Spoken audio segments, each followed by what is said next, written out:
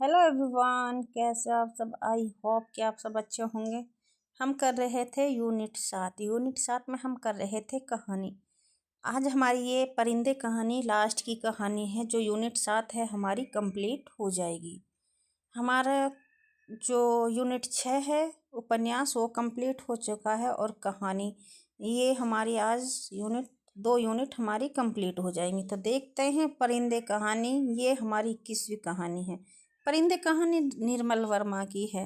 इसका प्रथम प्रकाशन वर्ष 1957 ईस्वी में हुआ था, और ये हंस पत्रिका में प्रकाशित हुआ था। संग्रह परिंदे जो 1959 ईस्वी में प्रकाशित, जो ये संग्रह हुआ था परिंदे, ये 1959 ईस्वी में प्रकाशित हुआ था। देखते हैं संग्रह जो परिंदे कहानी है, ये संग्रह है, इसमें कौन कौन सी कहानी संकलित है। डायरी का खेल है, माया का मर्म है, तीसरी गवाह है, अंधेरे में पिक्चर्स पोस्ट कार्ड है, सितंबर की एक शाम है, और परिंदे जो हमारी कहानी में संकलित हैं। और इसका कहानी का प्रतिपाद्य है स्वरथा नए ढंग से प्रेम और मानवीय नीति की पड़ताल करती हुई कहानी। इस कहानी का केंद्रीय तथ्य मध्यवर्गीय जीवन में व्याप्त अकेलापन है। सभी चरित्र ने सिर्फ अकेले हैं, बल्कि कभी ना खत्म होने वाले इंतजार की प्रक्रिया में बोझिल, उदास और टूटे हुए इसी इंतजार की समरूपता को आधार बनाकर लेखक ने इसका नाम परिंदे रखा। प्रेम का तीव्र सम्मोहन तथा उससे मुक्त होने की कलुहाहट है। फकत 7 कहानियों का संग्रह परिंदे निर्मल वर्मा की पहली कृति नहीं, बल्कि जिसे हम नई कहानी कहना चाहते हैं उसकी भी पहली कृति है, ये नामवर सिंह ने कहा है। इसके मुख्य पात्र हैं लतिका, एक पहाड़ी कॉन्वेंट स्कूल में शिक्षिका। प्रेम ग्रीस की मृत्यु के बाद उसकी स्मृतियों के प्रति मोह। बिला नागा क्लब में जाती है, वही ग्रीस से परिचय। मैन इंटर ऑफ कुमाऊं ग्रीस द्वारा चिढ़ाने के लिए दिया गया नाम। देवदार पर बालों की क्लिप से ग्रीस का नाम लिखा था। मिस्टर हर्बर्ट संगीत शिक्षक। मिस्टर हर्बर्ट है जो किसका टीचर है, संगीत शिक्षा का है। लतिका को प्रेम पत्र लिखता है। पियानो पर शोपन नॉक्टर्न तथा चोइकोविस्की के कंपोजिशन बजाता है। प्राणघातक बीमारी से ग्रस्त है। डॉक्टर मुखर्जी, स्कूल में अध्यापन तथा प्राइवेट प्रैक्टिस। मूलतः बर्मा से जापानी आक्रमण के समय पलायन। रास्ते में पत्नी की मृत्यु। व्यक्तिगत जीवन के विषय में अधिक मुखर नहीं। फिलोसोफाइजर्स करके बात कहने के आदी थी। गौण पात्र। मेजर ग्रीस नेगी, कुमाऊं रेजिमेंट। करीमुद्दीन, हॉस्टल का नौकर है जो बहुत आलसी है। मिस वुड, स्कूल की प्रिंसिपल ऑलमेड कहकर पुकारा जाता है।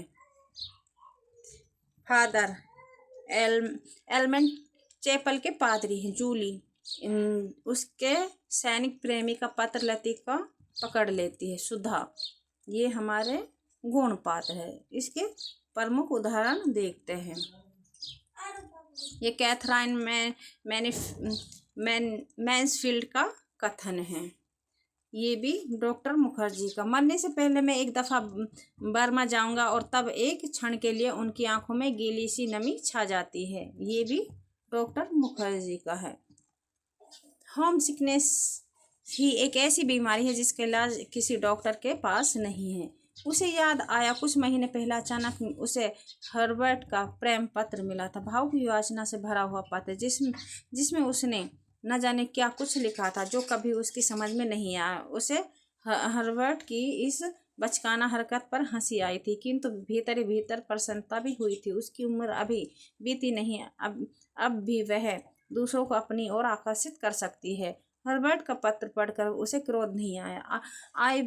आई थी केवल ममता। वह चाहती तो उसकी गलतफहमी को दूर करने में देर ना लगाती, किंतु कोई शक्ति उसे रोके रहती है, जिस उसके कारण अपने पर विश्वास रहता है। अपने सुख का भ्रम मानो हर्बर्ट की गलतफहमी से जुड़ा है। मैं कभी कभी सोचता हूँ इंसान जिंदा किस लिए रहता है? क्या उसे कोई और बेहतर काम करने को नहीं मिला? क्या तुमने कभी महसूस किया है कि एक अजनबी की हैसियत से पराई जमीन पर मर जाना काफी खौफनाक बात है? ये डॉक्टर मुखर्जी मिस्टर हर्बर्ट से बोले हैं। लीड काइंडली लाइट संगीत के सुर मानो एक ऊंची पहाड़ी पर चढ़कर हाँफती हुई सांसों को आकाश की अबाध शून्यता में बिखरते हुए नीचे उतर रहे हैं। बारिश की मुलायम धूप चैपल के लंबे चौकोर शीशों पर झलमता रही है, जिसकी एक महीन चमकीली रेखा ईसा मसीहा की प्रतिमा पर तिरछी होकर गिर रही है। मोमबत्तियों का धुआं धूप में नीली सी लकीर खींचता हुआ हवा में तिरने लगा है। उसे लगा कि जैसे मोमबत्तियों के धूमिल आलोक पर कुछ ही ठोस वास्तविक ना रहा हो। चैपल की छत, दीवारें, डेस्क पर रखा हुआ डॉक्टर का सुकड़ सी डोल हाथ और पियानो के सुर अतीत की धुंध को भेदते हुए स्वयं धुंध का भाग बनाते जा रहे हैं।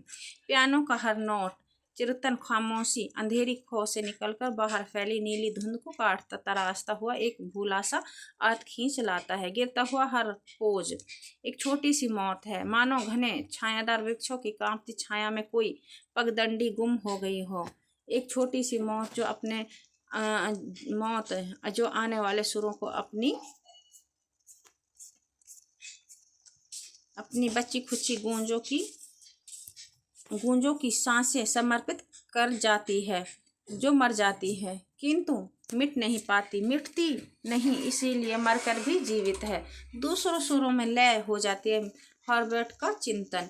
कुछ भी कह लो, अपने देश का सुख कहीं और नहीं मिलता। यहाँ तुम चाहे कितने वर्ष रह लो, अपने को हमेशा अजनबी ही पाओगे। मिस डॉक्टर मुखर्जी से जो वह याद करती है वही भुलाना भी चाहते, लेकिन जब सचमुच भूलने लगती है तब उसे भय लगता है कि जैसे कोई उसकी किसी चीज को उसके हाथों से छीन लिए जा रहा है, ऐसा कुछ जो सदा के लिए खो जाएगा। बचपन में जब कभी वह अपनी किसी खिलौने को खो देती तब वह गुमसुम सी होकर सोचा करती थी, कहाँ रख दिया है मैंने। जब बहुत दौड़ धूप करने पर खिलौना मिल जाता तो वह बहाना करती कि अभी उसे खोज ही रही है, कि वह अभी मिला ही नहीं है। जिस स्थान पर खिलौना रखा होता जानबूझकर उसे छोड़कर घर के दूसरे कोने में उसे खोजने का उपक्रम करती है। तब खोई हुई चीज याद रहती, इसलिए भूलने का भय नहीं रहता है। आज वह उस बचपन के खेल का बहाना क्यों नहीं कर पाती? बहाना शायद करती है, उसे याद करने का बहाना जो भूलता जा रहा है।